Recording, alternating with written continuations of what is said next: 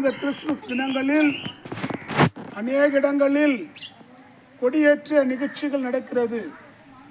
நம்முடைய கிராமம் ஒரு சிறிய கிராமம் இருந்தாலும் இந்த கிராமத்தில் இயேசுவின் நாமம் மகிமையடைவதற்காக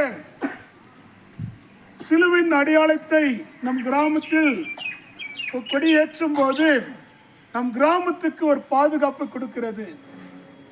சிலுவை என்பது ஒரு முக்கியமானது, ஒரு வழிகாட்டக்கூடியது. கிபி 3ஆம் நூற்றாண்டில் கான்ஸ்டன்ட் என்ற ஒரு அரசன் அவர் எதிராற்றல் வரும்போது அவர் பயந்து நடுங்கிக் கொண்டிருந்தார். அப்படி நடுங்கிக் கொண்டிருக்கும் போது எந்த கடவுள் என்னை காப்பாற்றுவார், எந்த கடவுள் என் நாட்டை காப்பாற்றுவார் என்று சொல்லி அவர் பயங்கரமான ஒரு சூழ்நிலை, ரோமருடைய அரசாட்சி, அந்த சூழ்நிலைகள் மத்தியில் இருந்தார். எதிர் சக்திகளை நான் எப்படி வெல்லுவேன், எதிர் சக்திகளை எப்படி நான் ஜெயிப்பேன் என்று சொல்லி குழம்பிக் கொண்டு ஒன்றுமே தெரியாமல் வாழ்ந்து கொண்டிருந்தார். அப்படி வாழ்கின்ற நேரத்தில் அவர் இரவு நேரங்களில் தூங்குகின்ற சமயத்தில் அவருக்கு நேச்சுரலாகவோ இல்லை அவருடைய ஏதாவது சொப்பனத்திலேயோ கடவுள் அவரோடு கூட பேசுகிறார். என்ன பேசுகிறாருன்னா, கான்ஸ்டன்ட் என்ற அரசனை பார்த்து, நீ சிலுவையை முன்னவை, அந்த சிலுவையை நீ முன்ன வைக்கும் போது நான் தான் நேசு, நீ சிலுவை வை, அப்போ நீ வெற்றி பெறுவாய் என்று சொல்லி அவர் அந்த கூக்குரலையும் அந்த காட்சியும் ஒரு அரசன் கிபி 3ஆம் நூற்றாண்டில் அந்த நடைமுறையில் காணப்படுகிறார். கிபி 100ஆம் நூற்றாண்டில் நீரோ என்ற மன்னன் கிறிஸ்தவர்களை பார்த்தால் நிறைய பேர் சாகடித்தார். ஆனால் கிபி 3ஆம் நூற்றாண்டில் கான்ஸ்டன்ட் என்ற மன்னுடைய வாழ்வில் இந்த சிலுவை காட்சியை, சிலுவை பிடித்து கொண்டு ஒரு போர்ச்சவர்களைப் போல எதிர் சக்திகளை அழிக்கும்படி போகும்போது அவர்கள் இதை கண்டு ஒரே ஓட்டமாக ஓடி சிதறி போகிறார்கள். சிதறி போகும்போது இவர் வெற்றி அடைகிறார். எதுக்கு? அப்போது அவர் சொல்கிறார், சிலுவையின் கொடி இனிமேல் ஒரு பயங்கரமான ஒரு சிலுவை அடையாளம் என்னன்னா, ரோமருடைய அரசாட்சியில் அது கொடுமையான ஒரு சின்னம். அந்த சிலுவை என்றது ஒரு இகழ்ந்து பேசக்கூடியது, ஒரு தூக்கு தண்டனை தெரியாது சிலுவை. அந்த நாட்டில் சிலுவை சுமக்கும் போது, ஆனா இயேசு கிறிஸ்து சிலுவையில நமக்காக, உனக்காக, எனக்காக, நமக்காக, இந்த உலகத்துக்காக, எல்லாருடைய பாவத்தை நீக்கத்துக்காக அவர் சிலுவை மரத்தையை தெரிந்து கொண்டார். சிலுவையில் அவர் சுமந்து அவர் சிலுவை மரத்தில் அறையப்பட்டார்கள். உனக்காக, நம்முடைய பாவத்தை நீக்கத்துக்காக சிலுவையில் அகோரமாய் காட்சியாய் அவர் தொங்கினார். அது சிலுவை மரத்தில் தான் உனக்காக, எனக்காக பரிந்து பேசுகிறார். பிதாவே, இவர்களை மன்னியும், இவர்கள் செய்வது என்ன என்று அறியாமலே செய்கிறார்கள் என்று சொன்னார்.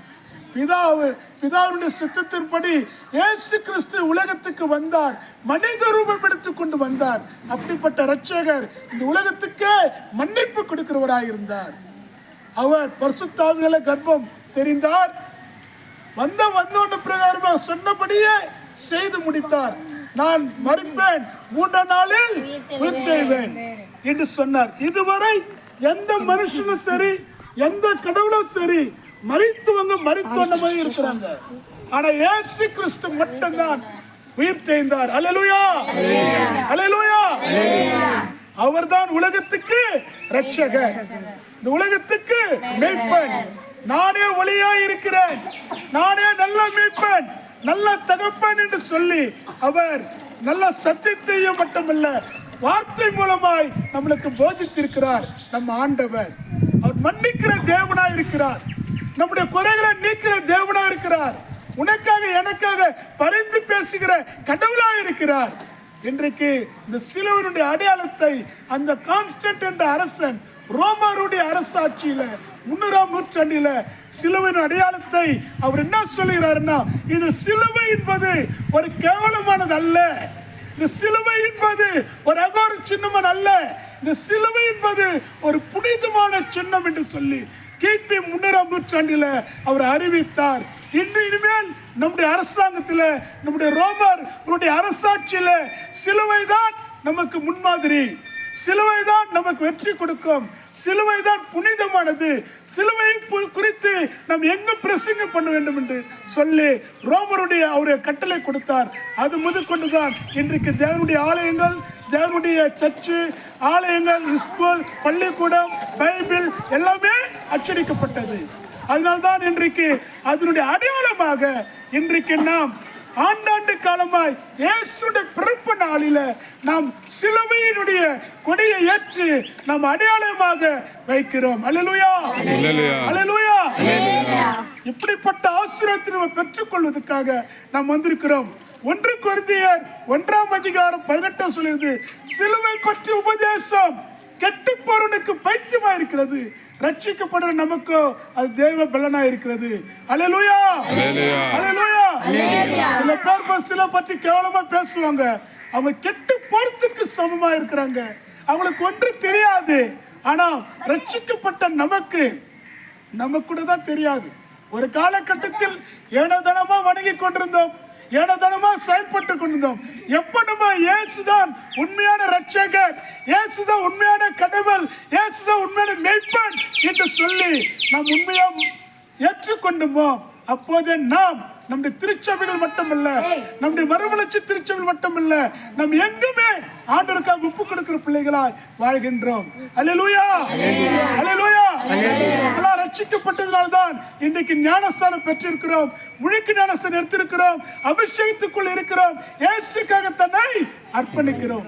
இன்றைக்கு இங்கிலாந்து நாட்டில ஒரு மிஷனரி போயிட்டு இயேசு பற்றி சொல்லும் போது அவங்க என்ன ஆச்சுன்னா, நிலைமை இங்கிலாந்து நாட்டில அவரை ஒரு மரத்துல கட்டி கிருஷ்ண ஊத்தி இயேசு மறுதலி என்று சொன்னார்கள். அப்போது அவர் சொன்னார், இயேசுதான் உண்மையான ரட்சகர் என்று சொல்லி அவர் பைபிளை தூக்கி காட்டினாரு. அப்படியே டெத் ஆயிட்டாரு. ஆனாலும் அந்த இங்கிலாந்து நாடே இயேசு நாடா மாறிவிட்டது. அல்லேலூயா, அல்லேலூயா. அப்படிப்பட்ட நாம் நம்முடைய இந்தியாவும் இயேசு நாடாக மாறி இயேசுக்காக ஒப்பு கொடுக்கிற பிள்ளைகளாய் வாழும்படி ஆண்டவர் உண்மையா பறைசாற்றும்படி நம் தேவனை நோக்கி பார்ப்போம். தேவன் நிச்சயமாகவே நம்மை ஆசீர்வதிப்பார். இந்த கொடியை ஒரு அடையாளமாக நம் கிராமத்துக்கு மட்டுமல்ல, நம் இந்தியாவே ரட்சிக்கப்பட வேண்டும் என்று சொல்லி நாம் கொடி ஏற்றுவோம். கர்த்தர் இந்த திருவசனத்தை ஆசீர்வதிப்பாராக. ஆமென், அல்லேலூயா. நாம் எல்லாரும் ஜெபிக்கலாம், எல்லாரும் கண்ணை மூடுவோம். எங்கள் அன்பின் தகப்பனே, நீ பெரியவர், பெரிய காரியங்களை செய்கிறவர். உம்முடைய சிலுவின் அடையாளத்தை நாங்கள் நோக்கி பார்க்கிறோம் ராஜா. உம்முடைய அடையாளத்தை முன்னிட்டு நாங்கள் இந்த கொடி ஏற்றும் போது இதை பார்க்கிற ஒவ்வொரு உள்ளங்களிலும் உம்முடைய கிருபை, உம்முடைய கரத்தை நீட்டி ஆசீர்வதியும் ராஜா. அநேக பேர் இந்த சிலுவை கொடியை பார்க்கும் போது, உன் நாமத்தை பார்க்கும் போது அவருடைய வாழ்வில சந்தோஷம், சமாதானம், நிம்மதி, மகிழ்ச்சி, எல்லா குறைகளும் நீக்கப்படும் ராஜா. உன் நாமம் மட்டும் மகிமையடையட்டும். எங்களை ஆசீர்வதியும். இந்த அக்ரவார திருச்சபையில உன் நாமம் மகிமையடையட்டும் அப்பா. நீ பெரிய காரியங்களை செய்யும். திருச்சபை பிள்ளைகளா நாங்கள் ஒருமித்து நோக்கி பார்க்கிறோம், நாங்கள் நோக்கி பார்க்கிறோம் ராஜா. எங்களை நீர் ஆசீர்வதியும். இதை கேட்கிற ஒவ்வொரு உள்ளங்களிலும் நாமம் மகிமையடையட்டும். எங்க பாவத்தை நீக்கும் அப்பா. வருத்தப்பட்டு பாரம் சுமப்பவர்களே, நீங்கள் எல்லாரும் என்னிடத்தில் வாருங்கள், நான் உங்களுக்கு இளைப்பாறுதல் தருவேன் என்று சொன்ன தகப்பனே, இளைப்பாறுதல், சமாதானம், சந்தோஷம், மகிழ்ச்சி எல்லாமே நீ கொடுத்து ஆசீர்வதியும் அப்பா. நீ நீதி செய்கிற தேவனா இருக்கிறீர் அப்பா. இந்த கிராமத்துக்கு நீ நீதி செய்ய வேண்டும், சமாதானத்தை கொடுக்க வேண்டும், உன் நாமம் மகிமைப்பட வேண்டும். அநேக பேர் நாளுக்கு நாளாய் ரட்சிக்கப்பட்டு உமக்கு ஒப்பு கொடுக்கிற பிள்ளைகளாய் வாழும்படி உதவி செய்யும். இதை நாங்கள் உமக்கு அப்பா, இதை நாங்கள் ஏற்றும் போது நாமும் மகிமையடையட்டும். உம் கரத்திலே ஒப்பு கொடுக்கிறோம். மீட்பனாத இயேசு கிறிஸ்துவின் நாமத்தினாலே கேட்கிறோம் ஜீவனுள்ள தகப்பனே, ஆமென். அல்லேலூயா. சொல்லுங்க அல்லேலூயா, அல்லேலூயா. சத்தம் சொல்லுங்க அல்லேலூயா.